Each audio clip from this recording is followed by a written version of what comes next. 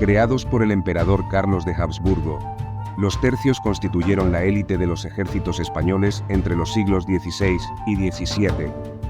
Fueron la primera fuerza en combinar en una misma unidad armas blancas y de fuego, haciéndoles casi invencibles en el campo de batalla durante más de un siglo. En febrero de 1530, después de casi 4 años de guerra, el emperador Carlos de Habsburgo fue coronado como rey de Italia. La ansiada corona le había costado no pocos disgustos, entre ellos el terrible saqueo de Roma en mayo de 1527, perpetrado por los lansquenetes, los temidos mercenarios alemanes. Aquella mala experiencia, por la que tuvo que disculparse ante el Papa Clemente VII, fue seguramente uno de los motivos que le llevó a querer crear una fuerza militar más fiable para mantener bajo control las posesiones en Italia que tanta sangre y dinero le habían costado. Ese fue el germen de los tercios, una unidad creada inicialmente como guarnición para los distintos territorios conquistados.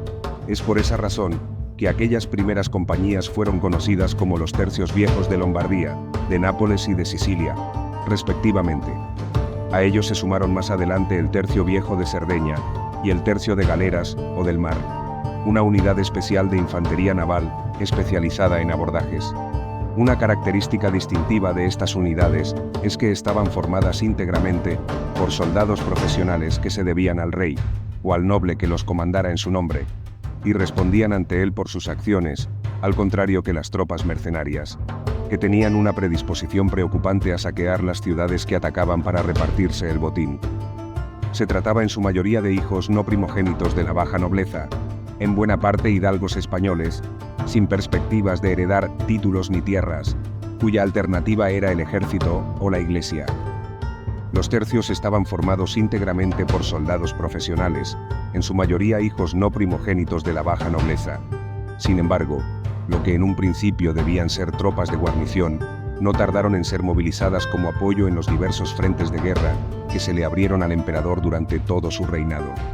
Por su buen rendimiento en batalla, empezó a forjarse su leyenda de invencibilidad, y se convirtieron en unas tropas de élite, a las que Carlos de Habsburgo y sus sucesores recurrieron en sus guerras más difíciles.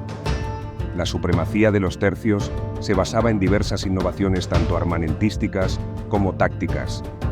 En primer lugar, introdujeron los mosquetes, una versión más potente y pesada del arcabuz, que si bien no tenía la misma potencia de fuego que la artillería, resultaba más versátil que ésta, y tenía más alcance que el mosquete.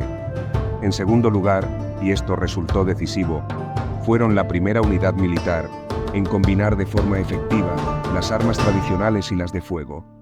Un tercio estaba compuesto por 3 tipos de soldados: piqueros, arcabuceros y mosqueteros.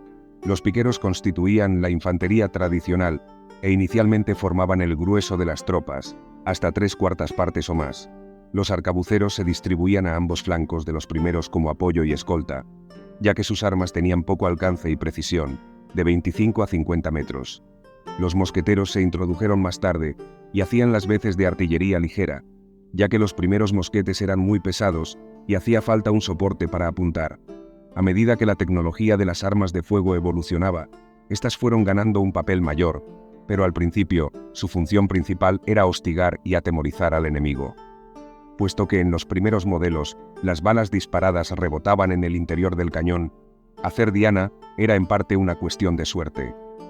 Otro factor a tener en cuenta era el carácter humano de las tropas.